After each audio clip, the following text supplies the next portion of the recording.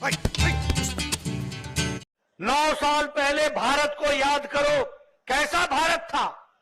फैसले नहीं लेने वाला भारत था। कैसा भारत था? घुटने टेक करके चलने वाला भारत था। A few moments later. Badly for a lot of reasons, but when you look at India, I'm using trade to settle scores and to make peace. ये सब क्या देखना पड़ रहा है?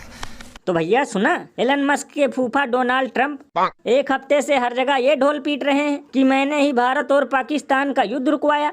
लल्लन भैया, यही सब सुनकर तो मुझे 2 दिनों से नॉन स्टॉप हंसी आ रही है, क्योंकि पहले तो हम दुनिया की शक्तिशाली देशों की लिस्ट से बाहर हो गए और अब सुबह शाम जलील भी होना पड़ रहा है। और लल्लन भैया, मुझे तो लगता है कि अब मोदी जी का परम मित्र ये बात Guinness book of world record में भी दर्ज करवा देगा कि मैंने ही भारत और पाकिस्तान का कान पकड़कर युद्ध रुकवाया था। क्योंकि गजब विडम्बना है, इतना तो हमारे मोदी जी ने यूक्रेन और रसिया के वार रुकवाने का ढोल नहीं पीटा जितना ये भारत और पाकिस्तान का पीट रहा है। भैया इसीलिए तो लोग घनघोर बेइज्जती करते हुए ये कहते हैं कि हम 10 सालों से समझते थे कि मोदी जी हैं विश्व के बॉस, लेकिन यहाँ तो ट्रंप दिखा रहा है हर दिन धौंस।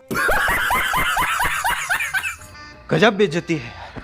और भैया एक अंदर की बात बताऊं, ये सब देखकर तो अनभक्तों को चुल्लू भर पानी में नहीं बल्कि चुल्लू भर गौमूत्र में डुबकी लगा लेना चाहिए, क्योंकि जिसे जितवाने के लिए इन चिलगोजों ने पूजा पाठ किया, अब वही हर दिन वाट लगा रहा है।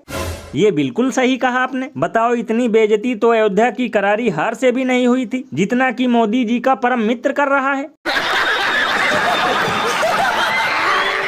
और अभी तो रुको, क्लाइमैक्स अभी बाकी है। पाकिस्तान जिंदाबाद, जिंदाबाद, जिंदाबाद, पाकिस्तान जिंदाबाद, जिंदाबाद, जिंदाबाद।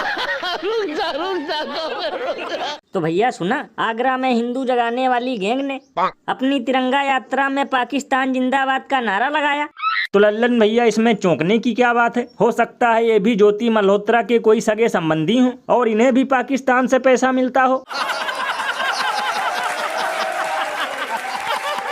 लल्लन भैया, मुझे तो लगता है कि जब से ऑपरेशन सिंदूर पे रुकावट का ठप्पा लगा है, तब से देश में सिर्फ ड्रामा और नौटंकी चल रही है। यानी कोई तिरंगा यात्रा निकाल कर उसमें अपना पसीना पोंछ रहा है, कोई पाकिस्तान जिंदाबाद का नारा लगा रहा है, तो कोई बड़े बड़े बैनर पोस्टर लगाकर जवानों का क्रेडिट खा रहा है।